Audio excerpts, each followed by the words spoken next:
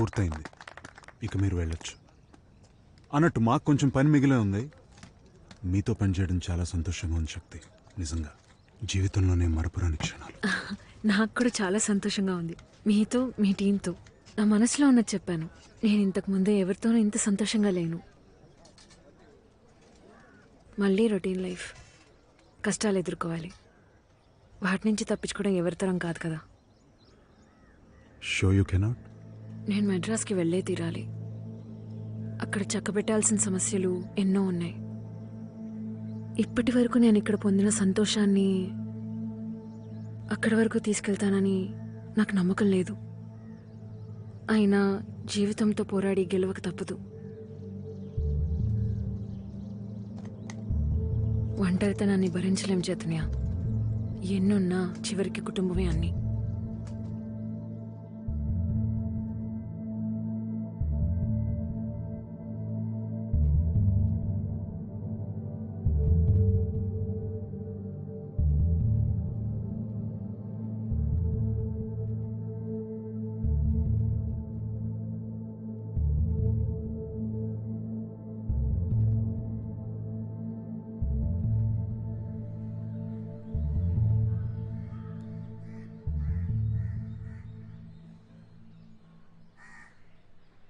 అయితే మనం మళ్ళీ కలుద్దాం. మళ్ళీ హైదరాబాద్ వచ్చే ఆలోచన ఏమైనా ఉందా? లేదు, నా ఉద్దేశం మీరెప్పుడైనా మెడ్రాస్ వస్తే. నాకు అక్కడేం పని లేదు, వచ్చే ఆలోచన కూడా లేదు. ఓ, నాకు కూడా హైదరాబాద్ వచ్చే ఉద్దేశం లేదు. అలా అయితే ఇక మీద మనం కలవడం కుదరకపోవచ్చు. ఓకే.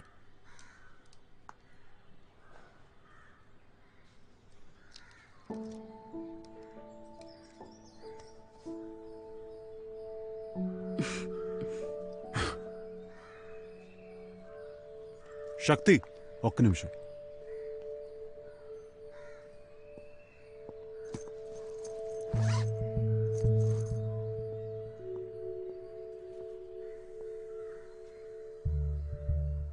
రెక్కలున్న అమ్మాయి భూమికి అంటి పెట్టుకునుంది వర్తమానం కోసం. అంటే ఖాళీగా ఉన్నప్పుడు అప్పుడప్పుడు ఆసక్తిని కలిగించేదేంటంటే మన ప్రతిబింబాన్ని మనకే చూపించే మనుషులు తారసపడతారు. నువ్వే తయారు చేసావా? అవును, అలాంటిదే అనుకో. దాన్ని చూసినప్పుడల్లా నువ్వే గుర్తొస్తావు.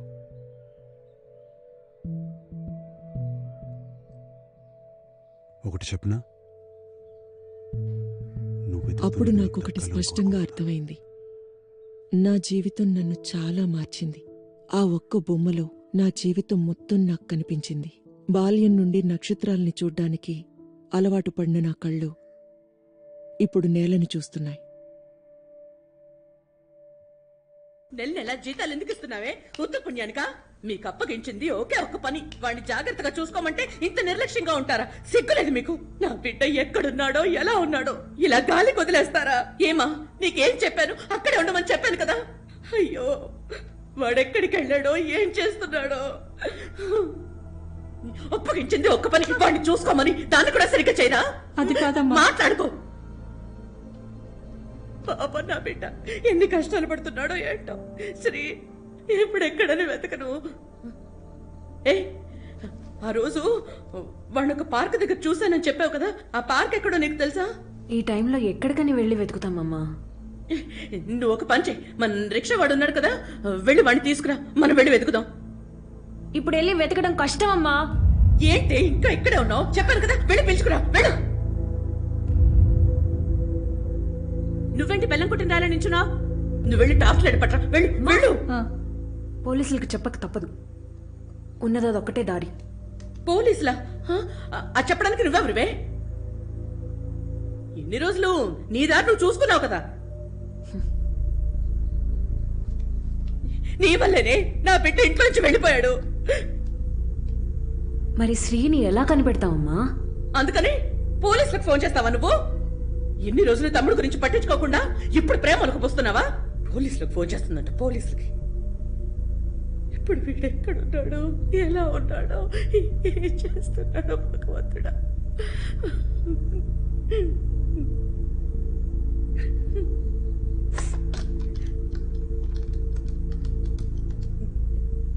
నేను ఇంత చెప్తున్నా నువ్వు ఫోన్ చేస్తావా?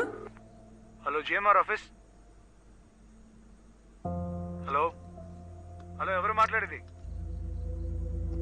హలో ప్రదీపన్, నేను శక్తిని మాట్లాడుతున్నాను. నేను జిఎంఆర్ సార్ని కలవాలి.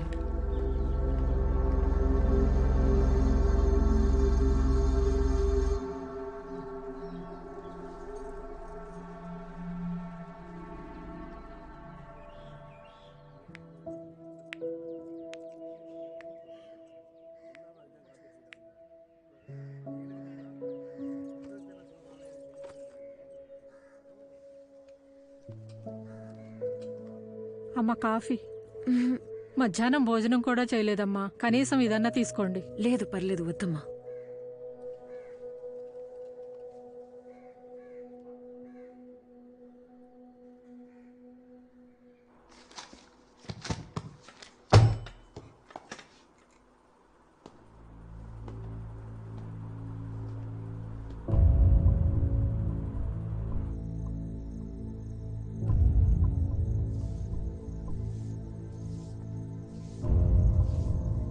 శక్తిమా, బాగున్నారమ్మా? మామూలుగా మీ అమ్మగారు వస్తుంటారు. ఇప్పుడు మిమ్మల్ని ఎందుకు పంపించారమ్మా? అమ్మ వచ్చేదా? అమ్మ చివరిసారిగా ఎప్పుడొచ్చింది? వారం క్రితం అమ్మా.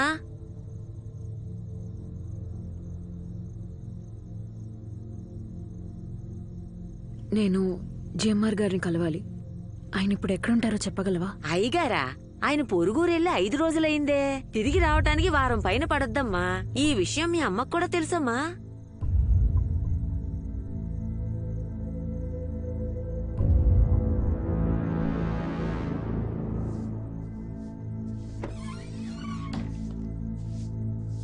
శక్తి ఎంతసేపు ఎక్కడే ఉన్నారు? ఇప్పుడే వెళ్ళారయ్యా. అయ్యా, శక్తమ్మ ఒక మాట చెప్పెళ్ళింది. నేను ఖచ్చితంగా మళ్ళీ వస్తానని చెప్పమంది.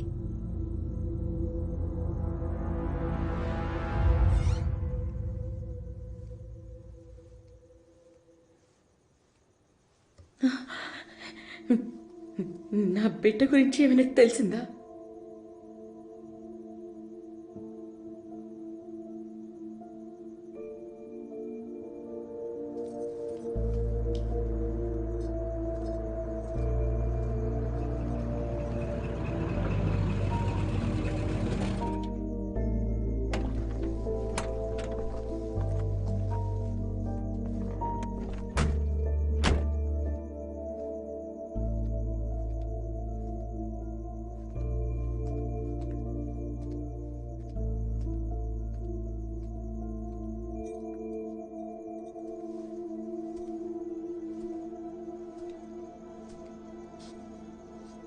Thank you doctor.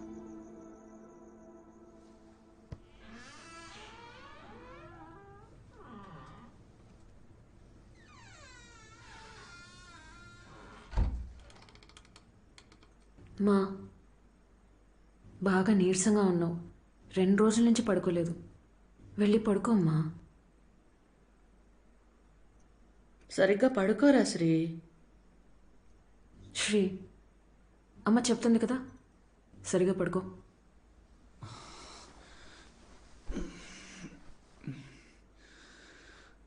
మా నువ్వు వెళ్ళమ్మా.